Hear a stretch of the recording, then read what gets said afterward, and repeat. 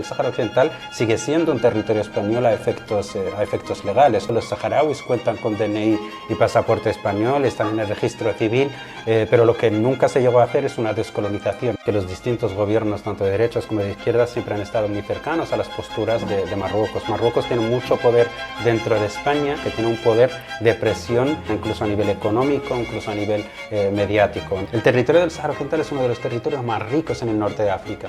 Tenemos el banco de pesca más rico del mundo, tenemos el 75% de reservas de fosfato, oro de fácil extracción, petróleo de fácil extracción. De hecho, algún economista español llegó a señalar en un informe que de ser independiente los saharauis o el Sáhara Occidental sería el Dubái de África. Pedro Sánchez, que está apoyando a Marruecos militar y económicamente para aniquilar al pueblo saharaui.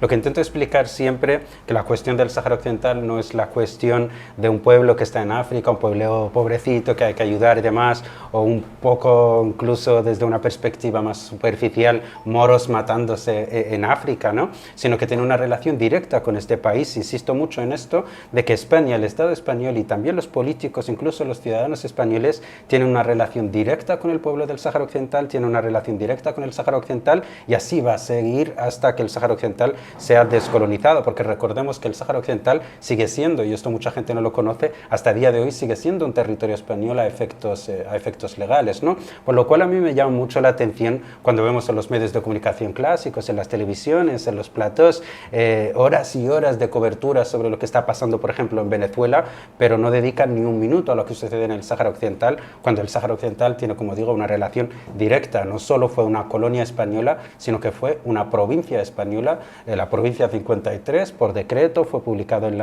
el Boletín Oficial del Estado. Los saharauis cuentan con DNI y pasaporte español, están en el registro civil, pero lo que nunca se llegó a hacer es una descolonización, es decir, entregar la soberanía del Sáhara Occidental al pueblo saharaui, sino lo que se hizo es que por parte de España se entregó el territorio de forma ilegal a Marruecos y a Mauritania, que más tarde pasó Marruecos básicamente a ocupar todo el territorio. Pero a efectos legales, el territorio del Sáhara Occidental sigue considerándose por parte de las Naciones Unidas la última colonia en África pendiente de descolonizar, cuya potencia colonial es el Estado español. ¿Cómo debería de hacerse esa descolonización por parte del Estado español?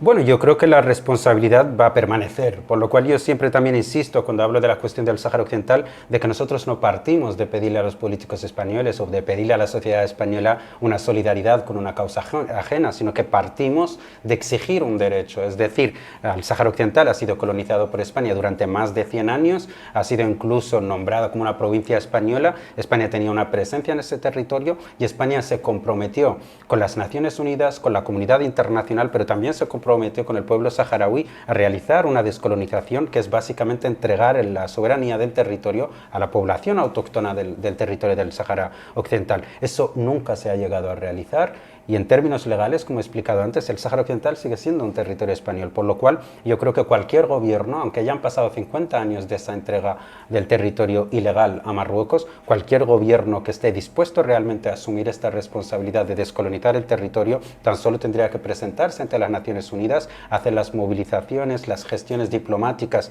y políticas internacionales, las presiones que haya que hacer para que esta descolonización se realice. Solo, no me quiero enrollar mucho, pero hay un ejemplo que lo tenemos muy cerca, que es el de Portugal con Timor Oriental. Portugal colonizó Timor Oriental, se retiró de allí, se lo entregó a Indonesia y creo que 30 o 40 años después llegó un gobierno a Portugal, creo que en el año 2000, un gobierno social comunista, que decidió asumir la responsabilidad, se plantó ante las Naciones Unidas, hizo las gestiones y 40 años después Timor Oriental disfrutó de su derecho a la descolonización y se declaró su independencia en el año 2002, ¿no? Cualquier gobierno español podría hacer lo mismo. ¿A qué crees que se debe que eso fuera así en el caso portugués y que sin embargo en España, lejos de adoptar esa solución, pues en el 2022 se optara por apoyar la vía marroquí? Bueno, yo creo que Marruecos tiene mucho poder sobre los políticos españoles. De hecho, lo que hemos ido viendo es que los distintos gobiernos, tanto de derechas como de izquierdas, siempre han estado muy cercanos a las posturas de Marruecos. Marruecos tiene mucho poder dentro de España, no solo un poder de presión política directamente contra los partidos políticos o contra los gobiernos, sino que tiene un poder de presión y un poder de movilización interna, incluso a nivel económico, incluso a nivel mediático. No solo instrumentaliza a los migrantes como una hoja de presión política, sino que también hemos visto el chantaje a través de otras fórmulas como el espionaje, ¿no? A través del programa Pegasus al gobierno de Pedro Sánchez y al mismo presidente y a varios miembros de su gobierno.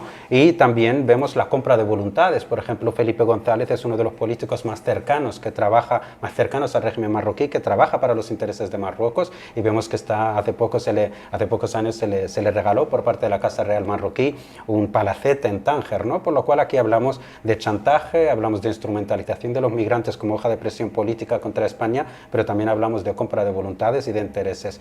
Tengo que mencionar aquí que los partidos políticos, absolutamente todos que han estado en la Moncloa, han sido muy cercanos a Marruecos, pero nunca, jamás se ha vivido una traición como la que estamos viviendo en los tiempos del Partido Socialista, porque vemos que está siendo incluso no solo contrario a los anhelos o los deseos del pueblo saharaui de ser un pueblo libre e independiente, sino que el Partido Socialista está atentando contra la legalidad internacional y está atentando contra los propios intereses estratégicos del propio Estado español, que es lo que yo no me explico, y lo que también suelo en los medios de comunicación españoles cuando voy a explicar, que lejos de ser más solidario o menos solidario con la cuestión del Sáhara Occidental, cuando vemos que el Partido Socialista apoya la política expansionista marroquí, que también amenaza a Ceuta y Melilla, amenaza a las Islas Canarias, amenaza a Argelia, amenaza a Mauritania, amenaza al Sáhara Occidental, porque Marruecos, su ideología se basa en construir el Gran Marruecos que abarca todos estos territorios, ¿no? Cuando vemos que el Partido Socialista alimenta esa ideología expansionista marroquí,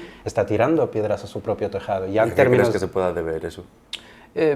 Bueno, yo creo que en España, aquí ya podríamos entrar en un análisis de lo que es el panorama político español. Creo que en España desde hace muchos años falta soberanía, una soberanía real, ¿no? Creo que todas las personas, todos los partidos políticos, todas las figuras políticas que han llegado a gobernar en España, creo que siempre han carecido de tener una soberanía real o un deseo de trabajar real desde la soberanía del Estado español. Siempre han estado influenciados por otras potencias, ya sea por Estados Unidos por un lado, por Francia por otro, o por Marruecos por otro lado, ¿no? No tengo una explicación directa a lo que está pasando, pero sí que por supuesto se lo achaco a un poder de presión, de un poder de control que tiene Marruecos sobre los políticos, especialmente del Partido Socialista.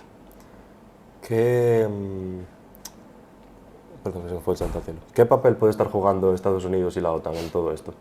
Bueno, la cuestión del Sáhara Occidental no va desligada a lo que está pasando en el panorama geopolítico internacional, ni va desligado a lo que está pasando en Ucrania, de lo que pasa en Oriente Medio con Palestina e Israel, ni lo que está pasando en Uganda va desligado de lo que pasa en el Sáhara Occidental. Creo que nos encontramos, yo no tengo ningún problema en decirlo, de hecho en la mayoría de mis intervenciones para los medios llevo tiempo, ¿no? Llevo un año desde que comenzó la guerra en Ucrania diciendo que nos encontramos ya en una guerra fría 2.0. Yo creo que esto se debe un poco a ese pulso que siempre ha existido entre un bando y otro, ¿no? Pero sí que es verdad que yo creo que Estados Unidos siempre ha trabajado y la OTAN siempre ha trabajado por tener un poder dentro de estas áreas estratégicas. La posición del Sáhara Occidental es una posición estratégica. Se sabe que los saharauis, que el Frente Polisario, que es el representante de los saharauis, es muy cercano a Argelia, fue muy cercano a la Libia de Gaddafi, por lo cual también se le ha encasillado en ese bando, ¿no? Más cercano al comunismo, más cercano a la Unión Soviética. Estoy hablando de los años... ¿Cuál es la ideología del Frente Polisario? 70-80. Bueno, el Frente Polisario es un movimiento de liberación y